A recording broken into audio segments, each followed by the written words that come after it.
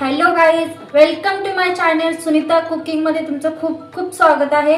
आज आपण बनवणार आहोत सगळ्यांची स्पेशल आणि सगळ्यांची लहानपणीची आठवण। म्हणजे तुम्ही गेस्ट करा आपण आज काय बनवणार आहोत। आज आपण बनवणार आहोत सगळ्यांची लहानपणीची आठवण, म्हणजे हे आपले 1 रुपयावाले मैद्याचे पेढे। तुम्ही खाल्लेत का स्कूल टायमिंग मध्ये? तुमच्या 1 रुपयाला भेटायचं किंवा 1 रुपयाला 2 हे पेढे, मैद्याचे पेढे भेटायचे बघा।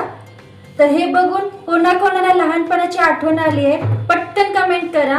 आणि अजिबात न उशीर करता मी आज छानपैकी खमंग सॉफ्ट आपले मैद्याचे पेढे बनवणार आहोत। तर चला आपण पटकन रेसिपीला स्टार्ट करूया। गॅस ऑन करायचे, त्याच्यावर ठेवायचे एक पॅन, त्याच्यात टाकायचे 2 चम्मच देसी घी। तूप छान गरम झालं की त्याच्यात टाकायचे आपल्याला 1 वाटी मैद्याचं पीठ।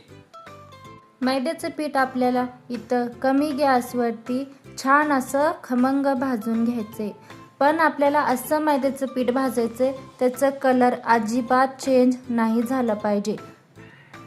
असं छान भाजून घ्यायचे कमी गॅसवरती, कलर अजिबात चेंज नाही करायचे। नंतर गॅस बंद करायचा। एका कढईमध्ये टाकायची साखर, जेवढी साखर तेवढंच पाणी टाकायचे आणि इथं छान आपल्याला पाक बनवून घ्यायचे। जसं आपण गुलाबजामुनचं पाक बनवतो तसंच पाक बनवायचे। त्याच्यात आपल्याला इथं पीठ टाकून घ्यायचे, वरतून टाकायचे इलायची पावडर आणि छान मिक्स करून घ्यायचे। सगळं इथं एकजीव करून घ्यायचे।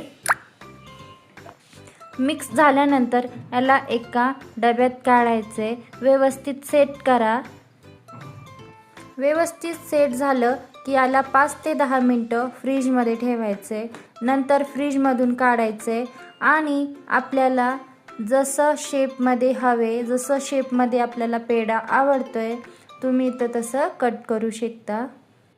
हे आपलं मैद्याचं पेढा किंवा तुम्ही मैद्याची बर्फी असं पण बोलू शकता, छान तयार झालेत। तुम्ही जर असा पेढा बनवून खाल्ला ना तर दुकानातले पेढे तुम्ही कधीच घेणार नाही, नेहमी घरीच पेढे बनवणार। तर ही रेसिपी एकदा जरूर ट्राय करा। आतून पण बघा किती छान आपला पेढा परफेक्ट झालेला आहे, चवीला पण खूपच छान आहेत।